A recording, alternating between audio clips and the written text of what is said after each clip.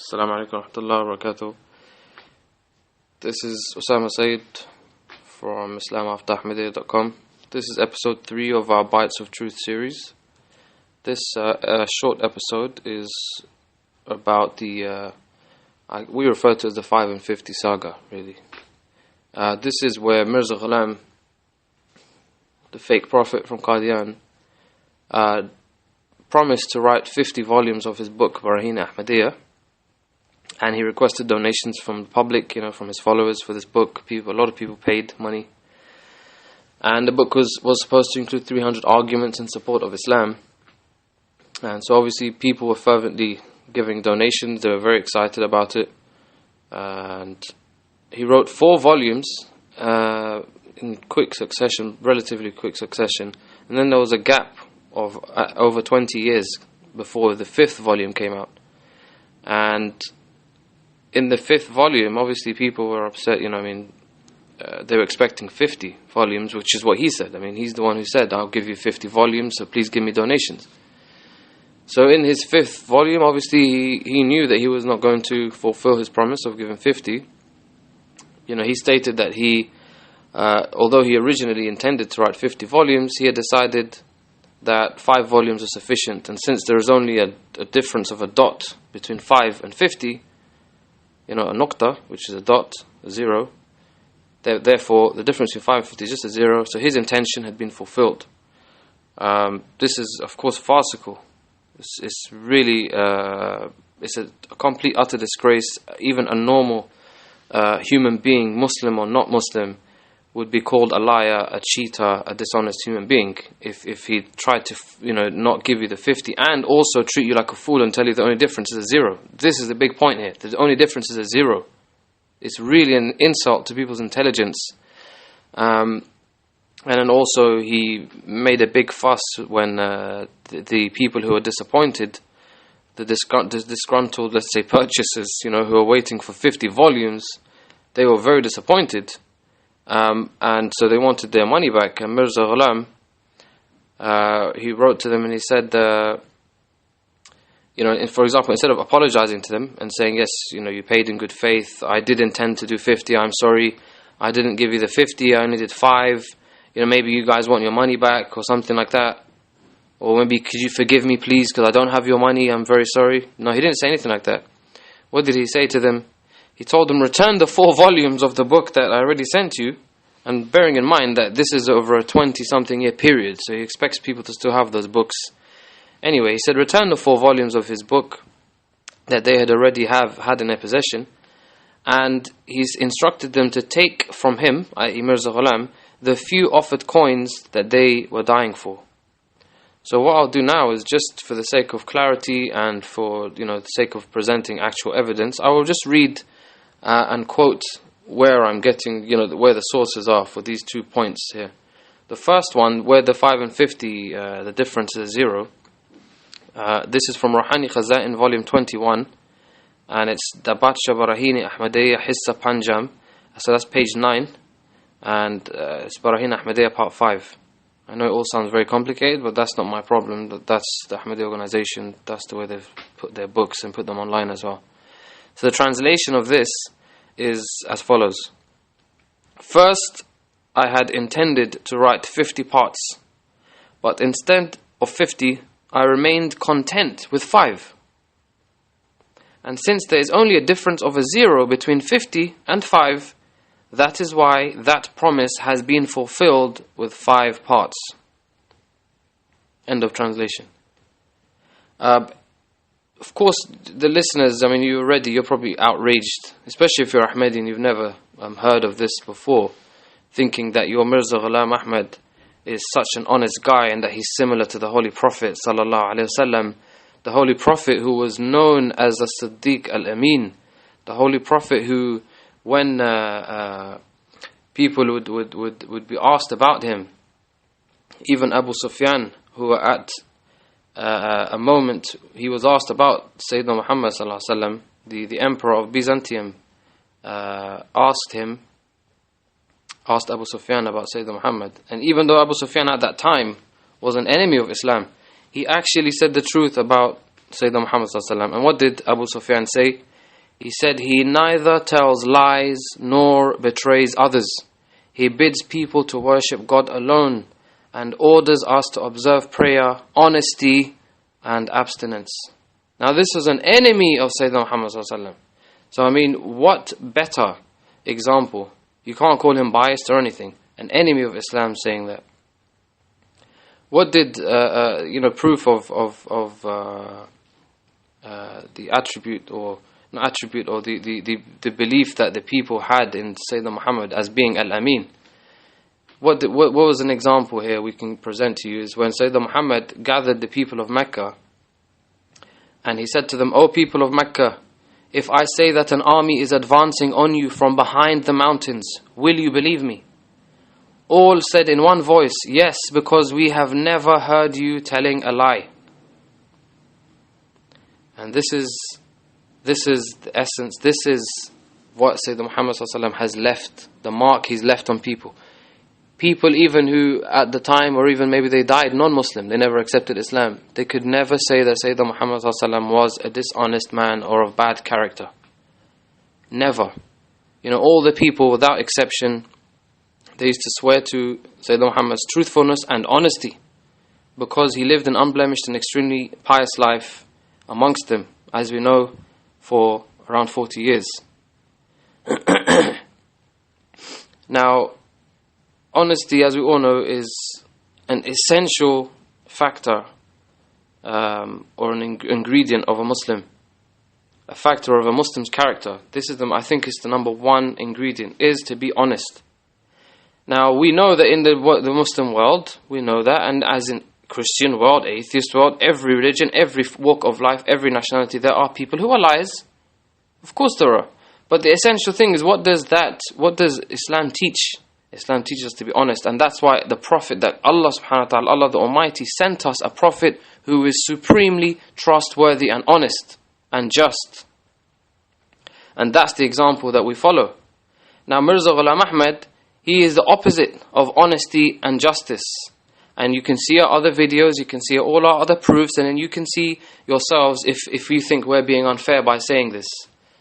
Sayyidina Muhammad sallallahu alaihi wasallam is the best example for us, and that's why so many people join Islam and they love Islam and they feel that it's a religion that gives them a lot of peace and and it strengthens their principles in life. Why? Because it's centered around honesty and chivalry, being brave and that sort of thing, right? I wanted to carry on and give a translation now of the second part to this, as we said, the 5 and 50 saga. The second part is where Mirza Ghulam, he says to the people, you can take your coins that you're dying for. Give me the 4 volumes that I've already given you, return them to me, and then you can take your few offered coins that you're dying for. Now this is from Ruhani Khaza'in, volume 17, and it's the book inside it is Arba'een number 4, page 458. Of course, all these references, the page references, if the Ahmadiyya official website, which is called alislam.org, sometimes they change it around. Obviously, that's not our responsibility, unfortunately, that's them doing that. So I'll give you the translation now of that. And it's as follows: "The 4 parts of my book should be returned to me, and the offered money that they are dying for should be taken from me." This is what the Prophet of Ahmadiyya, the Prophet, the one that they say, Mirza claims that his coming is stronger than Sayyidina Muhammad, and more complete than Sayyidina Muhammad sallallahu alaihi wasallam. This is the man. This is what he said here. It speaks for itself. I can talk for hours about how disgraceful, a cheat, this Mirza Ghulam, what a cheat he was, and how the first part of the 5 and 50, it treats the followers, the readers of that part, where he says 5 and 50, the only difference is 0, and therefore it's fulfilled. I mean, that's the biggest killer. That therefore part is just what gets to me, and I think it gets to a lot of listeners and a lot of people who've read this before me. The therefore part, it's not just that I'm sorry we didn't fulfill it. No, he's gone into this therefore and justifying that the 0 is a justification.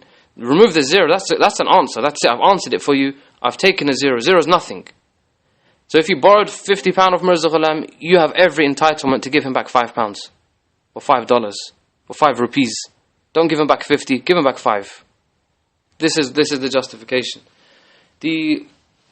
I'll follow right now with a small point, which is what some of the Ahmadiyya organization's representatives, they come out with the most ludicrous things.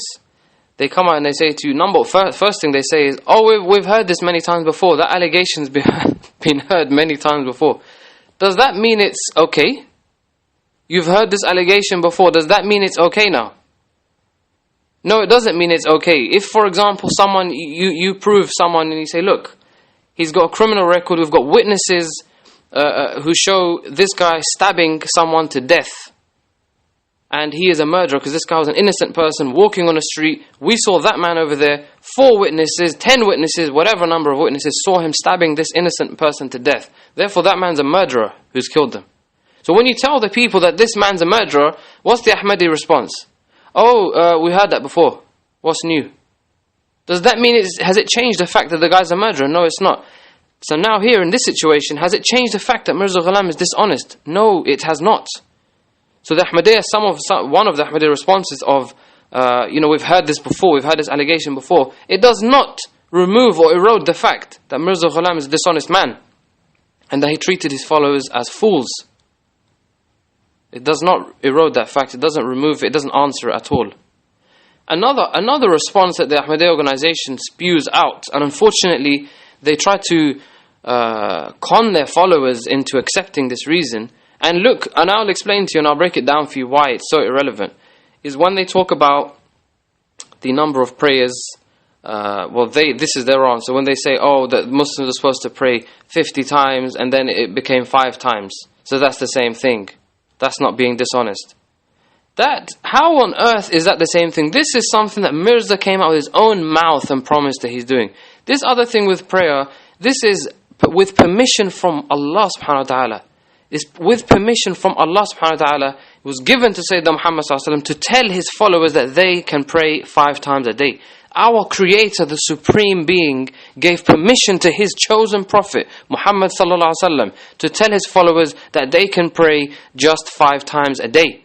How is this the same thing? How can it be comparable to a man who promised to give you 50 things and then he just decided that the difference is a 0, so therefore be happy with the 5. That's it. It's not the same thing at all.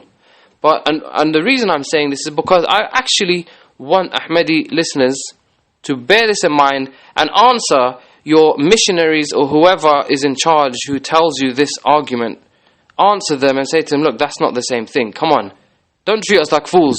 If there is an answer, please tell us an answer. But don't bring us something like about the salah or something totally irrelevant and then try to fool us and say it's the same thing.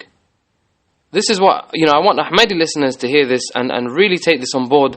And this is not the only example where the Ahmadi organization tries to just give you any sort of response and act like it's an answer. A response is not necessarily an answer. So you should say to them, give us a proper answer.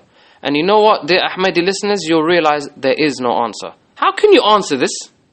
How can you answer it? The guy promised to do 50, he only gave 5 and told you the only difference is a 0, so you should be content with that. And that's it, go away. And then when you ask for a refund, he says, oh, take your coins that you're dying for. Take the money that you're dying for. And give me the books back as well. I mean, not even... This is such a disgraceful thing, what he's done. And second, on a minor side note, this is a really small note, but it's quite funny. Have you ever seen a Prophet of Allah trading in books? Where is he? Is he like Amazon or what? He's trading in books? Which Prophet of Allah trades in books? Bearing in mind, Sayyidina Muhammad sallallahu alaihi wasallam, the last Prophet of Allah, 1400 years ago, I know it sounds like a long time, but it's not in the dinosaur age. They traded in things back then. They had dinars, the currency, they had dinars then. Sayyidina Muhammad sallallahu alaihi wasallam didn't say, let me sell you each surah of the Quran. Pay me money and I'll give you each surah of the Quran. He never did this sort of thing. So you tell me which Prophet of Allah subhanahu wa ta'ala, he sells books to people. So anyway, you ponder on that inshallah, and we will continue with more episodes of Bites of Truth.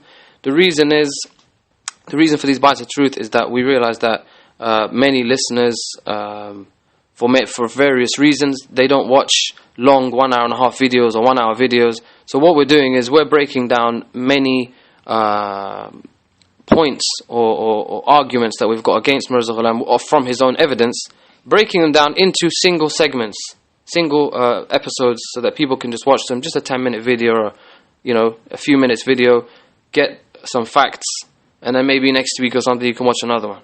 So inshallah, keep looking at our videos and stay posted with our latest information on our website, islamafterahmadiyya.com.